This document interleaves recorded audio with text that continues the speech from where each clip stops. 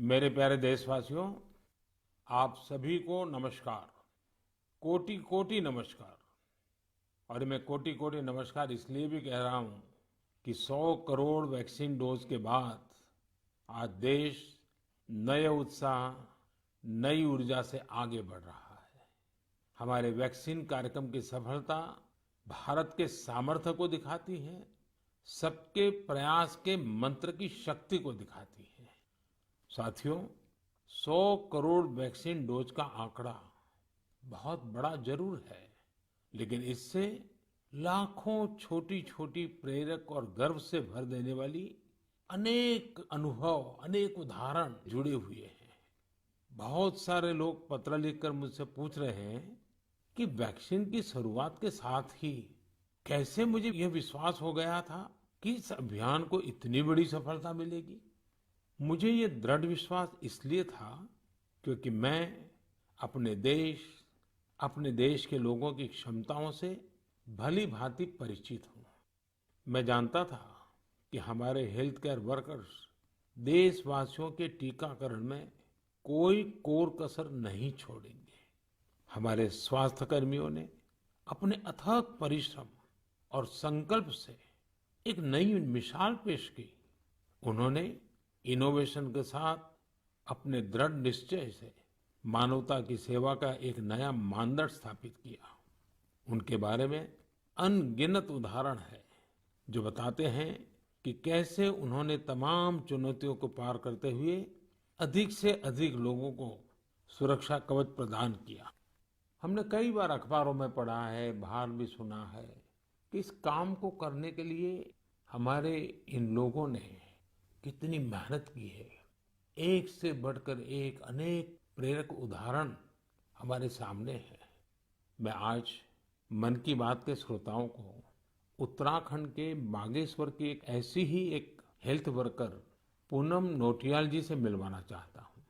साथियों, ये बागेश्वर उत्तराखंड की उस धरती से है जिस उत्तराखंड ने 100% पहला डोज लगाने का काम पूरा कर दिया है।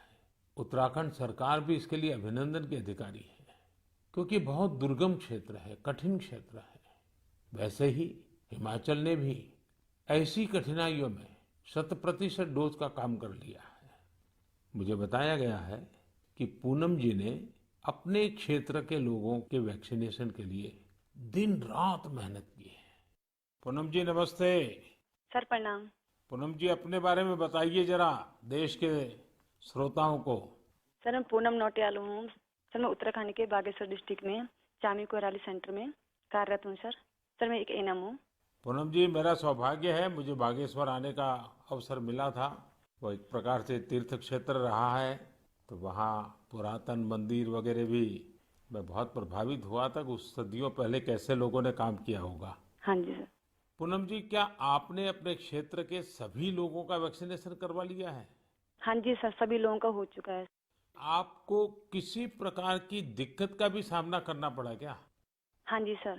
सर हम लोग जैसे बारिश होती थी वहाँ पे और रोड ब्लॉक हो जाती थी सर, नदी पार करके गए हैं सर हम लोग ना। और सर घर घर गए हैं, जैसे एनएचसीवीसी के अंतर्गत हम लोग घर घर गए हैं जो लोग सेंटर में नहीं आ सकते थे, जैसे बुजुर्ग लोग और दिव्यांग लोग, गर्भवती महिलाएं, धात्री महिलाएं, ये लोग सर। लेकिन वहां तो पहाड़ों पर घर भी बहुत दूर दूर होते हैं, जी तो एक दिन में कितना कर पाते थे आप? सर, किलोमीटर के हिसाब 10 किलोमीटर, कभी 8 किलोमीटर। खैर, ये जो तराई में रहने वाले लोग हैं उनको ये समझ नहीं आएगा कि 8-10 किलोमीटर क्या होता है। मुझे मालूम है पहाड़ के 8-10 किलोमीटर मतलब पूरा दिन चला जाता है। हाँ जी।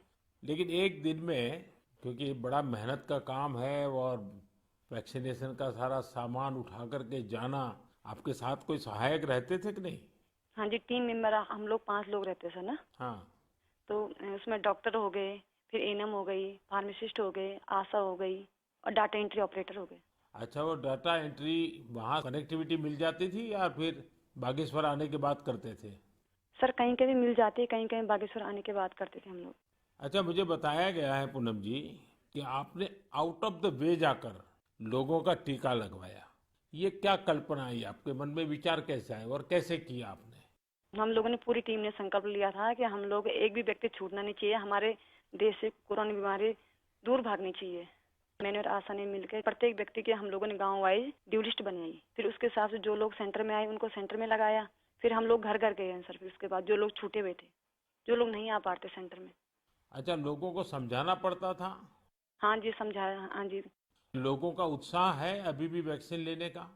हाँ जी सर, हाँ जी। अब तो सर लोग समझ गए हैं। फर्स्ट में बहुत दिक्कत हुई हम लोगों को समझाना पड़ता था कि ये जो वैक्सीन है सुरक्षित है और असरदार है। हम लोग भी लगा चुके हैं तो हम लोग तो ठीक हैं, आपके सामने हैं।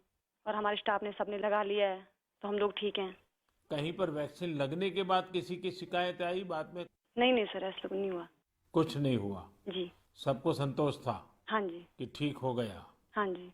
चलिए, आपने बहुत बड़ा काम किया है और मैं जानता हूँ ये पूरा क्षेत्र कितना कठिन है।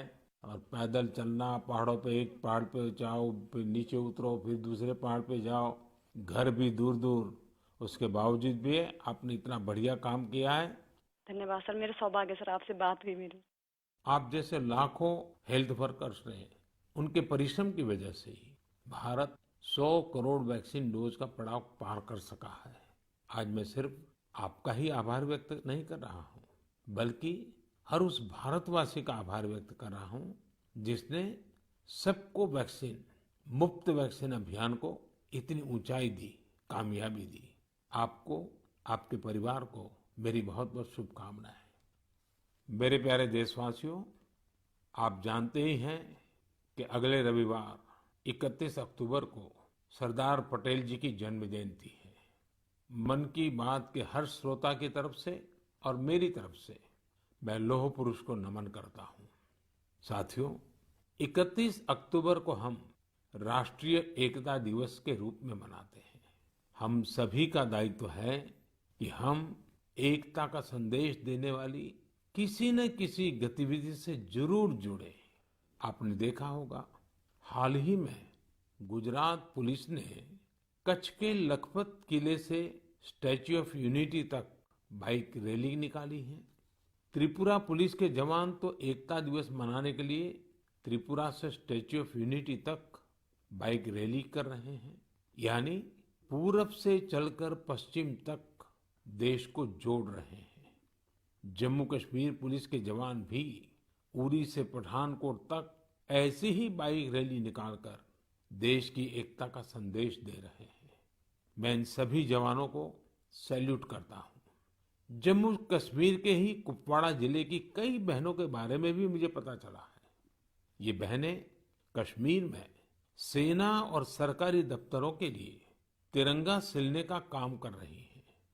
ये काम देशभक्ति की भावना से भरा हुआ है। मैं इन बहनों के जज्बे की सराहना करता हूँ। आपको भी भारत की एकता के लिए, भारत की श्रेष्ठता के लिए कुछ न कुछ जरूर करना चाहिए।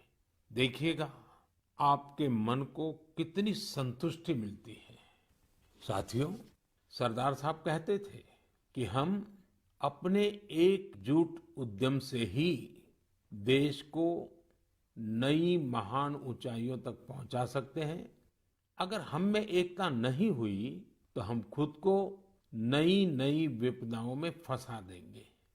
यानी राष्ट्रीय एकता है तो ऊंचाई है, विकास है। हम सरदार पटेल जी के जीवन से, उनके विचारों से बहुत कुछ सीख सकते हैं। देश के सूचना और प्रसारण मंत्रालय ने भी हाल ही में सरदार साहब पर एक पिक्टोरियल बायोग्राफी भी पब्लिश की है। मैं चाहूंगा कि हमारे सभी युवा साथी इसे जरूर पढ़ें। इससे आपको दिलचस्प अंदाज में सरदार साहब के बारे में जानने का अवसर मिलेगा। प्यारे देशवासियों, जीवन निरंतर प्रगति चाहता है, विकास चाहता है, ऊंचाइयों को पार करना चाहता है। विज्ञान भले ही आगे बढ़ जाए, प्रगति की गति कितनी ही तेज हो जाए, भवन कितने ही भव्य बन जाए, लेकिन फिर भी जीवन अधूरापन अनुभव करता है। लेकिन जब इनमें गीत, संगीत, कला, नाट्य, नृत्य, साहित्य जुड़ जाता है तो इनकी आभा, इनकी जीवंतता अनेक गुना बढ़ जाती है। एक प्रकार से जीवन को सार्थक बनना है तो ये सब होना भी उतना ही जरूरी होता है। इसलिए ही कहा जाता है कि सभी विधाएं हमारे जीवन में एक कैटलिस्ट का काम करती है, हमारी ऊर्जा बढ़ाने का काम करती है। मानव मन के अंतर मन को विकसित करने में, हमारे अंतर मन की यात्रा का मार्ग बनाने में भी गीत संगीत और विभिन्न कलाओं की बड़ी भूमिका होती है। और उनकी एक बड़ी ताकत ये होती है कि इन्हें न समय बांध सकता है, न सीमा बांध सकती है और न ही मत मतांतर बांध सकता है। अमृत महोत्सव में भी अपनी कला, संस्कृति, गीत संगीत के रंग अवश्य भरने चाहिए। मुझे भी आपकी तरफ से अमृत महोत्सव और गीत संगीत कला की इस ताकत से जुड़े ढेरों सुझाव आ रहे हैं। ये सुझाव मेरे लिए बहुत मूल्यवान है। मैंने इन्हें संस्कृति मंत्रालय को अध्ययन के लिए भेजा था। मुझे खुशी है कि मंत्रालय ने इतने कम समय में इन सुझावों को बड़ा गंभीरता से लिया और उस पर काम भी किया। इन्हीं में से एक सुझाव है देशभक्ति के गीतों से जुड़ी प्रतियोगिता। आजादी की लड़ाई में अलग अलग भाषा बोली में देशभक्ति के गीतों और भजनों ने पूरे देश को एकजुट किया था। अब अमृतकाल में हमारे युवा देशभक्ति के ऐसे ही गीत लिखकर इस आयोजन में और ऊर्जा भर सकते हैं। देशभक्ति के गीत मातृभाषा में हो सकते हैं, राष्ट्रभाषा में हो सकते हैं और अंग्रेजी में भी लिखे जा सकते हैं। लेकिन ये जरूरी है कि ये रचनाएं नए भारत की नई सोच वाली हो, देश की वर्तमान सफलता से प्रेरणा लेकर भविष्य के लिए देश को संकल्पित करने वाली हो। संस्कृति मंत्रालय की तैयारी तहसील स्तर से राष्ट्रीय स्तर तक इससे जुड़ी प्रतियोगिता कराने की है। साथियों, ऐसे ही मन की बात के एक श्रोता ने सुझाव दिया है कि अमृत महोत्सव को रंगोली कला से भी जोड़ा जाना चाहिए। हमारे यहाँ रंगोली के जरिए त्योहारों में रंग भरने की परंपरा तो सदियों से है। रंगोली में देश की विविधता के दर्शन होते हैं। अलग अलग राज्यों में अलग अलग नामों से अलग अलग थीम पर रंगोली बनाई जाती है। इसलिए संस्कृति मंत्रालय इससे भी जुड़ा एक नेशनल कंपटीशन करने जा रहा है। आप कल्पना करिए, जब आजादी के आंदोलन से जुड़ी रंगोली बनेगी, लोग अपने द्वार पर, दीवार पर किसी आजादी के मतवाले का चित्र बनाएंगे, आजादी की इस घटना को रंगों से दिखाएंगे, तो अमृत महोत्सव का भी रंग और बढ़ जाएगा। साथियों, एक और विधा हमारे यहाँ लोरी की भी है। हमारे यहाँ लोरी के जरिए छोटे बच्चों को संस्कार दिए जाते हैं, संस्कृति से उनका परिचय करवाया जाता है। लोरी की भी अपनी विविधता है, तो क्यों न हम अमृतकाल में इस कला को भी पुनर्जीवित करें और देशभक्ति से जुड़ी ऐसी लोरियां लिखें, कविताएं, गीत, कुछ न कुछ जरूर लिखें जो बड़ी आसानी से हर घर में माताएं अपने छोटे छोटे बच्चों को सुना सके। इन लोरियों में आधुनिक भारत का संदर्भ हो, 21वीं सदी के भारत के सपनों का दर्शन हो, उसका संदर्भ हो। आप सब श्रोताओं के सुझाव के बाद मंत्रालय ने इससे जुड़ी प्रतियोगिता भी कराने का निर्णय लिया है। साथियों, ये तीनों प्रतियोगिताएं 31 अक्टूबर को सरदार साहब की जयंती से शुरू होने जा रही हैं। आने वाले दिनों में संस्कृति मंत्रालय इससे जुड़ी सारी जानकारी देगा। ये जानकारी मंत्रालय की वेबसाइट पर भी रहेगी और सोशल मीडिया पर भी दी जाएगी। मैं चाहूंगा कि आप सभी इससे जुड़े, हमारे युवा साथी जरूर इसमें अपनी कला का, अपनी प्रतिभा का प्रदर्शन करें। इससे आपके इलाके की कला और संस्कृति भी देश के कोने कोने तक पहुंचेगी। आपकी कहानियां पूरा देश सुनेगा। प्यारे देशवासियों, इस समय हम अमृत महोत्सव में देश के वीर बेटे बेटियों को, उन महान पुण्य आत्माओं को याद कर रहे हैं। अगले महीने 15 नवंबर को हमारे देश के ऐसे ही महापुरुष, वीर योद्धा भगवान बिरसा मुंडा जी की जन्म जयंती आने वाली है। भगवान बिरसा मुंडा को धरती आबा भी कहा जाता है। क्या आप जानते हैं कि इसका अर्थ क्या होता है? इसका अर्थ है धरती पिता। भगवान बिरसा मुंडा ने जिस तरह अपनी संस्कृति, अपने जंगल, अपनी जमीन की रक्षा के लिए संघर्ष किया, वो धरती आबा ही कर सकते थे। उन्होंने हमें अपनी संस्कृति और जड़ों के प्रति गर्व करना सिखाया। विदेशी हुकूमत ने उन्हें कितनी धमकियां दी, कितना दबाव बनाया, लेकिन उन्होंने आदिवासी संस्कृति को नहीं छोड़ा। प्रकृति और पर्यावरण से अगर हमें प्रेम करना सीखना है, तो उसके लिए भी धरती आबा भगवान बिरसा मुंडा हमारी बहुत बड़ी प्रेरणा है। उन्होंने विदेशी शासन के हर उस नीति का पुरजोर विरोध किया जो पर्यावरण को नुकसान पहुंचाने वाली थी। गरीब और मुसीबत से घिरे लोगों की मदद करने में भगवान बिरसा मुंडा हमेशा आगे रहे। उन्होंने सामाजिक बुराइयों को खत्म करने के लिए समाज को जागरूक भी किया। उल गुलान आंदोलन में उनके नेतृत्व को भला कौन भूल सकता है। इस आंदोलन ने अंग्रेजों को झकझोर कर रख दिया था, जिसके बाद अंग्रेजों ने भगवान बिरसा मुंडा पर बहुत बड़ा इनाम रखा था। ब्रिटिश हुकूमत ने उन्हें जेल में डाला। उन्हें इस कदर प्रताड़ित किया गया कि 25 साल से भी कम उम्र में वो हमें छोड़ गए। वो हमें छोड़कर गए, लेकिन केवल शरीर से। जनमानस में तो भगवान बिरसा मुंडा हमेशा हमेशा के लिए रचे बसे हुए हैं। लोगों के लिए उनका जीवन एक प्रेरणा शक्ति बना हुआ है। आज भी उनके साहस और वीरता से भरे लोकगीत और कहानियां भारत के मध्य इलाके में बेहद लोकप्रिय हैं। मैं धरती आबा बिरसा मुंडा को नमन करता हूं और युवाओं से आग्रह करता हूं कि उनके बारे में और पढ़ें। भारत के स्वतंत्रता संग्राम में हमारे आदिवासी समूह के विशिष्ट योगदान के बारे में आप जितना जानेंगे, उतनी ही गौरव की अनुभूति होगी। मेरे प्यारे देशवासियों, आज 24 अक्टूबर को यूएन डे यानी संयुक्त राष्ट्र दिवस मनाया जाता है। ये वो दिन है जब संयुक्त राष्ट्र का गठन हुआ था। संयुक्त राष्ट्र की स्थापना के समय से ही भारत इससे जुड़ा रहा है। क्या आप जानते हैं कि भारत ने आजादी से पहले 1945 में ही संयुक्त राष्ट्र के चार्टर पर हस्ताक्षर किए थे। संयुक्त राष्ट्र से जुड़ा एक अनोखा पहलू ये है कि संयुक्त राष्ट्र का प्रभाव और उसकी शक्ति बढ़ाने में भारत की नारी शक्ति ने बड़ी भूमिका निभाई है।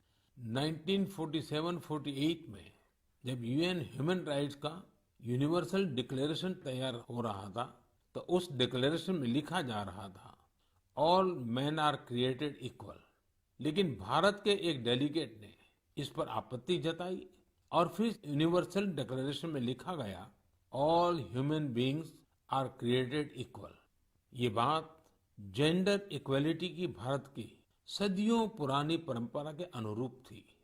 क्या आप जानते हैं कि श्रीमती हंसा मेहता वो डेलीगेट थी जिनकी वजह से ये संभव हो पाया। उसी दौरान एक अन्य डेलीगेट श्रीमती लक्ष्मी मेनन ने जेंडर इक्वलिटी के मुद्दे पर जोरदार तरीके से अपनी बात रखी थी। यही नहीं, 1953 में श्रीमती विजया लक्ष्मी पंडित यूएन जनरल असेंबली की पहली महिला प्रेसिडेंट भी बनी थी।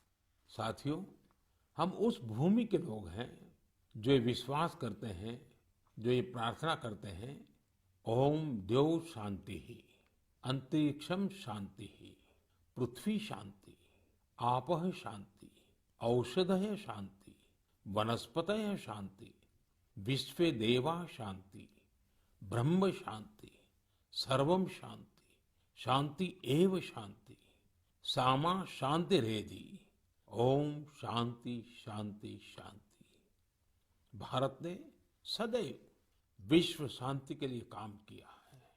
हमें इस बात का गर्व है कि भारत 1950 के दशक से लगातार संयुक्त राष्ट्र शांति मिशन का हिस्सा रहा है। गरीबी हटाने, क्लाइमेट चेंज और श्रमिकों से संबंधित मुद्दों के समाधान में भी भारत अग्रणी भूमिका निभा रहा है।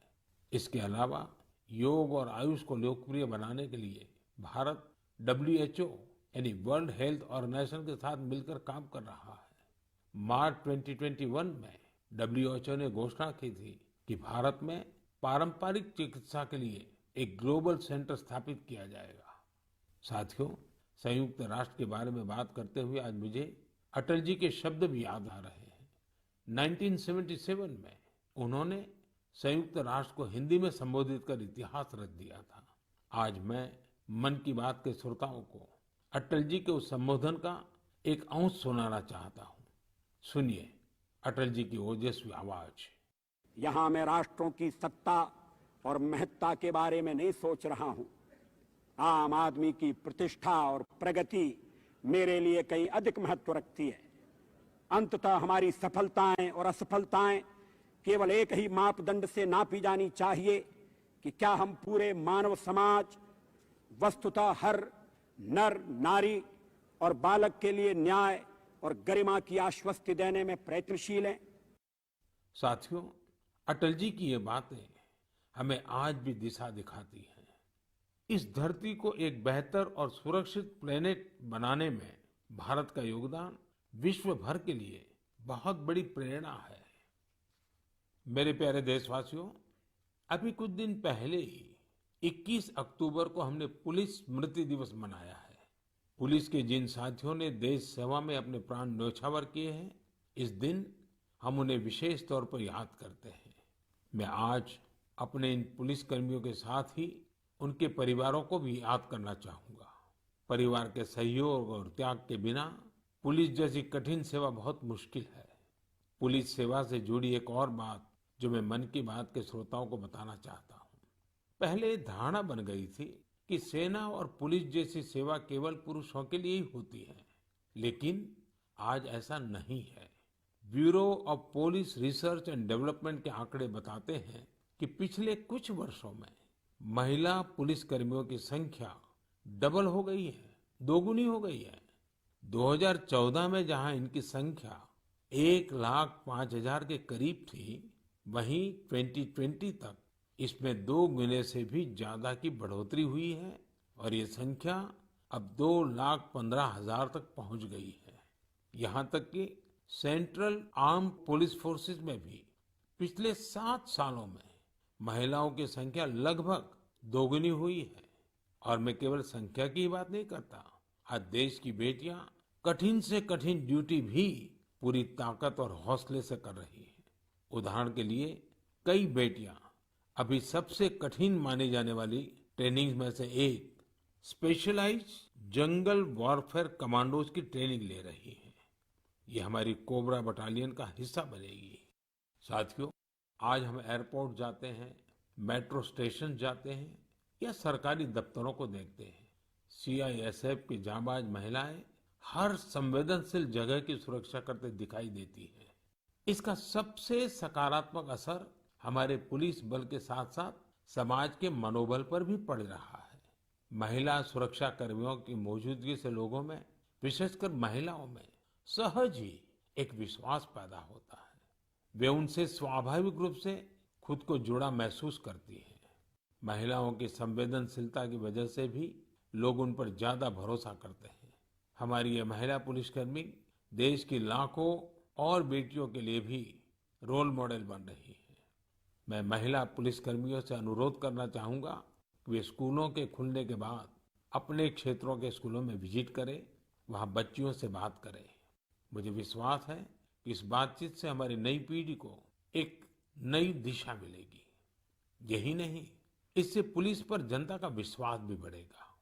मैं आशा करता हूं कि आगे और भी ज्यादा संख्या में महिलाएं पुलिस सेवा में शामिल होगी, हमारे देश की न्यू एज पॉलिसिंग को लीड करेगी।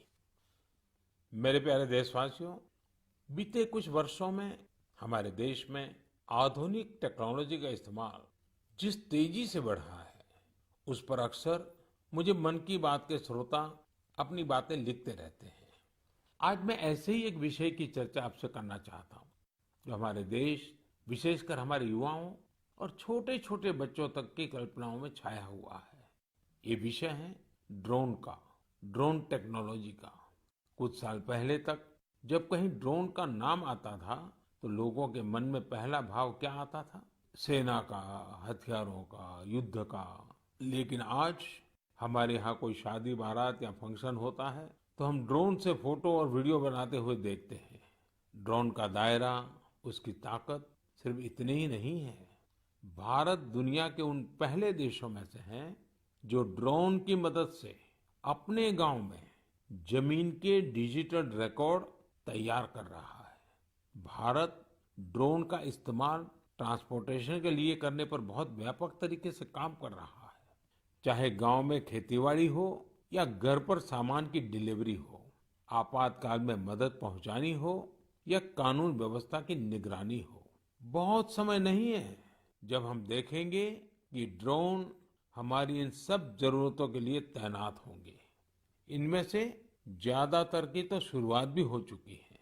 जैसे कुछ दिन पहले गुजरात के भावनगर में ड्रोन के जरिए खेतों में नैनो यूरिया का छिड़काव किया गया। कोविड वैक्सीन अभियान में भी ड्रोन्स अपनी भूमिका निभा रहे हैं। इसकी एक तस्वीर हमें मणिपुर में देखने को मिली थी, जहां एक द्वीप पर ड्रोन से वैक्सीन पहुंचाई गई। तेलंगाना भी ड्रोन से वैक्सीन डिलीवरी के लिए ट्रायल्स कर चुका है। यही नहीं, अब इंफ्रास्ट्रक्चर के कई बड़े प्रोजेक्ट्स की निगरानी के लिए भी ड्रोन का इस्तेमाल हो रहा है। मैंने एक ऐसे यंग स्टूडेंट के बारे में भी पढ़ा है जिसने अपने ड्रोन की मदद से मछुआरों का जीवन बचाने का काम किया। साथियों, पहले इस सेक्टर में इतने नियम, कानून और प्रतिबंध लगाकर रखे गए थे कि ड्रोन की असली क्षमता का इस्तेमाल भी संभव नहीं था। जिस टेक्नोलॉजी को अवसर के तौर पर देखा जाना चाहिए था, उसे संकट के तौर पर देखा गया। अगर आपको किसी भी काम के लिए ड्रोन उड़ाना है तो लाइसेंस और परमिशन का इतना झंझट होता था कि लोग ड्रोन के नाम से ही तौबा कर लेते थे। हमने तय किया कि इस माइंडसेट को बदला जाए और नए ट्रेंड्स को अपनाया जाए। इसलिए इस साल 25 अगस्त को देश एक नई ड्रोन नीति लेकर आया। ये नीति ड्रोन से जुड़े वर्तमान और भविष्य की संभावनाओं के हिसाब से बनाई गई है।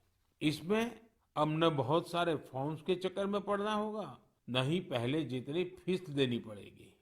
मुझे आपको बताते हुए खुशी हो रही है कि नई ड्रोन पॉलिसी आने के बाद कई ड्रोन स्टार्टअप्स में विदेशी और देशी निवेशकों ने निवेश किया है।